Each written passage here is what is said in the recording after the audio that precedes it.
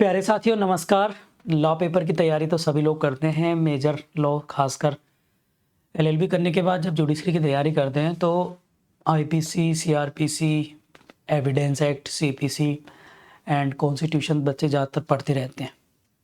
और जनरली हमारे जो टीचर्स हैं कोचिंग्स में तरह जो अदर इंस्टीट्यूशन है वहाँ पर भी मेजर लॉज ज़्यादा पढ़ाते हैं और मेजर लॉ पढ़ने भी चाहिए बिकॉज उनका रोल भी बहुत ज़्यादा है। परंतु आज का जो कंपटीशन बढ़ चुका है, जैसे जो आज का सिनेरियो है उसमें एक एक नंबर की बहुत इम्पोर्टेंस है। और ये चीज़ आप उन सभी साथियों से पूछ सकते हैं जो 1 या 2 नंबर से मेंस की या फिर फाइनल कट ऑफ में या प्री की कट ऑफ में रह गए हैं 1 या 2 नंबर से। यानी एक एक नंबर आप लोगों के लिए बूंद बूंद, जैसे घड़े में बूंद बूंद से पानी से घड़ा भरता है, तो इसी तरह से आप लोगों को एक एक नंबर आपके एग्ज़ाम के लिए ज़रूरी है।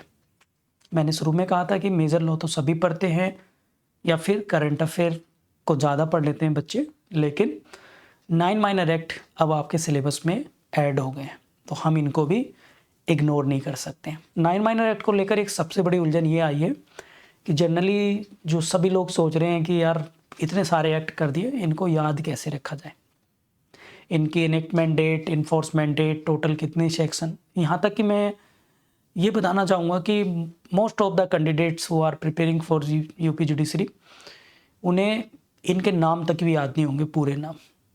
और ऐसा नहीं, सामान्यतः 70-80% बच्चे ऐसे होंगे जिनके उन्हें नाम भी पूरी तरीके से नाम नहीं याद होंगे।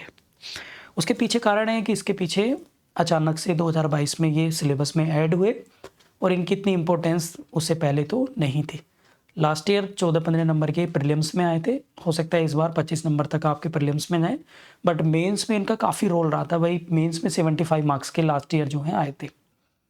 इसमें से अगर हम देखें 9 एक्ट में से 6-7 एक्ट ऐसे हैं जो बहुत छोटे हैं, जिसमें हार्डली 8, 10, 12, 15 इतने सेक्शन है, यानी अंडर 25 सेक्शन, 25 के अंदर सेक्शन है। तो मतलब दे आर वेरी इजी, आप उन्हें आराम से बहुत आसानी से कर सकते हैं, पढ़ सकते हैं।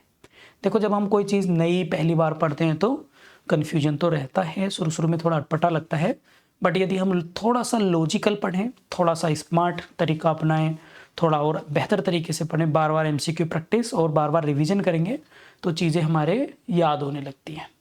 इस वीडियो में मैं प्यारे साथियों आप लोगों को बताऊंगा कि 9 माइनर एक्ट जो हैं वो कैसे आप लोगों को तैयार जो हैं वो करने हैं, कैसे उनको पढ़ना है, किस तरीके से आपकी स्ट्रेटजी जो है होनी चाहिए। तो सबसे पहले हम लोग एक स्ट्रेटजी नंबर फर्स्ट देखते हैं कि सबसे पहले आप लोग सभी 9 माइनर एक्ट के जो हैं इंडेक्स जो है बना लीजिएगा एक पेपर पे। इंडेक्स का मतलब है टेबल, सभी एक्ट की इनेक्टमेंट, सभी का enforcement date, total section, total chapter से एक्ट नंबर कौन सा है। 1 या 2 नंबर तो आपके यहाँ से कंफर्म हो ही जाएंगे 100%। इंट्रोडक्शन इसे कहते हैं आप लोग। फिर सभी एक्ट की डेफिनेशन, क्लोज की केवल हेडिंग याद करनी है, उनके अंदर क्या है वहाँ पे बाद में जाएंगे, बट है 1 नंबर आपको वहाँ से मिलेगा। मीन्स कि 2 नंबर आपके यहाँ से कंप्लीट हो जाएंगे 9 माइनर एक्ट में। इसके बाद धीरे धीरे आप अंदर उसके डीप में जाएंगे तो आप लोग उसको पढ़ पाएंगे। अब क्वेश्चन ये आता है कि इसको याद कैसे रखें। इसका एक तरीका ये हो सकता है कि आप प्रतिदिन एक एक्ट को, माइनर एक्ट को 1 का टारगेट रखिए। 9 दिन आएंगे तो 9 साइकिल घूम जाएंगे। छोटे एक्ट है तो 2 भी रख सकते हैं और उनको केवल फॉर्मल तौर पर, यदि आपने नोट्स बना रखे तो अच्छे, नहीं तो कंसाइज वे में। छोटा एक्ट है तो आधे पेज में, 1 पेज में, बड़ा एक्ट है तो 2 पेज 3 पेज में आप उसको जो है लिख लीजिए, कंसाइज नोट्स बना लीजिए और उन्हीं कंसाइज नोट्स को बार बार रिवाइज करिए। जैसे आप उन्हें रिवाइज कर लेंगे फिर और एक्स्ट्रा चीज़ें उसमें ऐड ऑन कर दीजिए। एंड इसके साथ साथ आप जितना हो सके मैक्सिमम एटलीस्ट सभी 9 माइनर एक्ट के कम से कम 5 बार लगभग 300 से 500 एमसीक्यू आप सोल्व कर लीजिए। और मैं दावे के साथ कह सकता हूँ कि आप लोगों का प्रीलिम्स नहीं रुकेगा। अब क्वेश्चन ये आता है कि ये सब चीज़ें होंगी क्यों? क्योंकि आपके अदर सब्जेक्ट भी हैं। जीएस का इतना बड़ा सिलेबस है, आपका लॉ के जो लॉ के सब्जेक्ट हैं, बीएनएस या न्यू क्रिमिनल लॉ है, टीपीए है, कॉन्ट्रैक्ट है, कॉन्स्टिट्यूशन है, अदर और भी सब्जेक्ट है जो मेंस में आएंगे, जैसे family law, trust, equity and other subject and local laws and language का पेपर। तो तैयार कैसे करें, स्ट्रेटजी बनाई कैसे, तो उसको लेकर अगर आप लोग चाहें तो मैं मंडे से यानी कल से नया बैच स्टार्ट कर रहा हूँ 9 माइनर एक्ट को लेकर, प्री और मेंस का साथ के साथ। इसमें वीकली, सबसे पहली बात है कि वीकली इसमें ऑनलाइन टेस्ट होगा प्रीलिम्स, एंड वीकली इसमें मेंस का भी टेस्ट हम लोग रखेंगे, राइट। तो दो चीज़ें आप लोग इसमें आपको मिलेंगी, वीकली होगा या तो सैटरडे या संडे में, एंड इसके साथ साथ इनकी इम्पोर्टेंस बहुत है और ये इजी में है।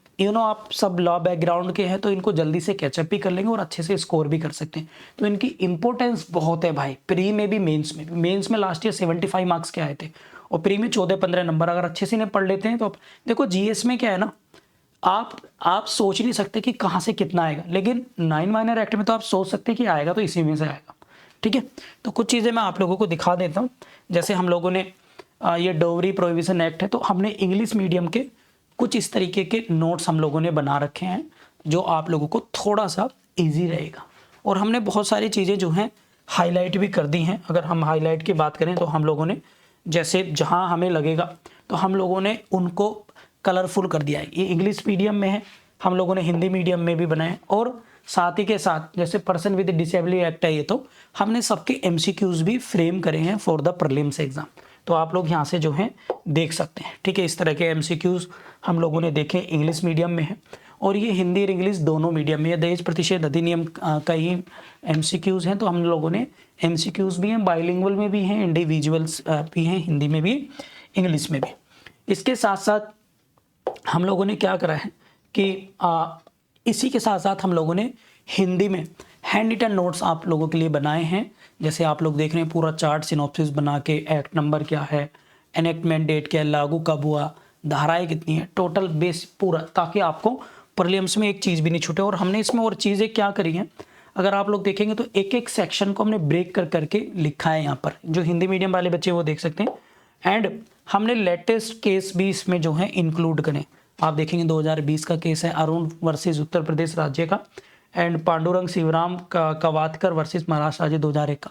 तो हम लोगों ने लेटेस्ट केस लॉज भी इसमें इंक्लूड जो हैं वो करें। ये चीज़ें बेरे एक्ट में तो केस लॉज नहीं मिलेंगे आप लोगों को, तो अगर आप लोग चाहें तो हमारा बैच ज्वाइन कर सकते हैं, जो हम लोग इसे कल से मंडे से स्टार्ट कर रहे हैं। इसकी जो ड्यूरेशन है लगभग 3 महीने, और इस 3 महीने में एक्चुअल में सारे एक्ट तो मैं 2 महीने में ही करा दूंगा, उससे पहले करा दूंगा, बट 1 महीना हम लोगों ने रिजर्व रखा है for the revision and MCQs, ठीक है। तो आप लोग इसको ज्वाइन कर सकते हैं। इसकी फीस है टोटल 3000, और ये वैलिडिटी मतलब जो क्लासेस हैं आप रिकॉर्डेड लाइव जो आपके पास रहेंगी वो 1 साल तक आप हमारे ऐप के अंदर अनलिमिटेड टाइम्स जो हैं वो देख सकते हैं 1 साल तक। एंड इसका जो क्लास टाइमिंग है वो शाम को 4 से 5 बजे होगा। इसमें लाइव क्लास होगी फ्रॉम स्टूडियो, मैं खुद क्लासेस लूँगा।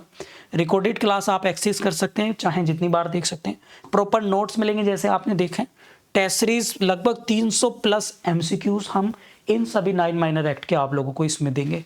एंड वीकली हम लोग जितना कराएंगे उतना टेस्ट भी आप लोगों का वीकली टेस्ट होगा, प्री का भी and as well as mains का।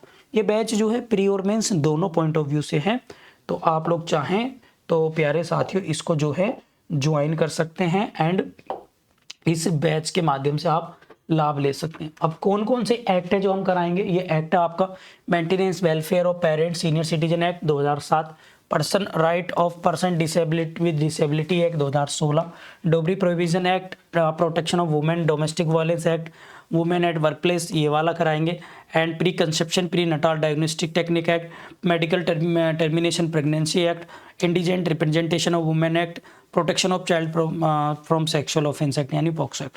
तो ये सारे एक्ट आपके 1 बाय 1 करके एक एक एक्ट को ले चलेंगे, फिर डेली हम रिवाइज करेंगे और हम जानेंगे कि ट्रिक के माध्यम से कैसे याद करेंगे। जैसे ट्रिक मैं बता देता हूँ, जैसे डोबरी प्रोविजन एक्ट है तो कब लागू हुआ, 1 जुलाई को, 1 जुलाई 1961 को। और 1 जुलाई को और क्या दिवस मनाते हैं हम लोग, हम मनाते हैं कौन सा, अगर आप लोग देखेंगे तो जीएसटी दिवस, यानी दहेज पर क्या लगता है, जीएसटी लगता है। तो एक तो जीएसटी दिवस लागू हो गया और 1 जुलाई ऐसे करके, क्योंकि 9 माइनर एक्ट के डेट्स सेक्शंस वगैरह ये सब याद रखना बड़ा कॉम्प्लिकेटेड है भाई, है ना। तो थोड़ा इस ट्रिक के माध्यम से लेंगे, कुछ ऐसे ट्रिक लगाएंगे जो मज़ेदार होंगी और आप इन ट्रिक के माध्यम से चीज़ों को याद कर सकते हैं, ठीक है। तो चलिए आप लोगों से क्लास में मुलाकात होगी। यदि आप लोग चाहें तो यूपी जुडिशरी के लिए जीएस बैच और 9 माइनर एक्ट के लिए एंड लॉ प्रीलिम्स के लिए हमारे बैचेस ज्वाइन कर सकते हैं।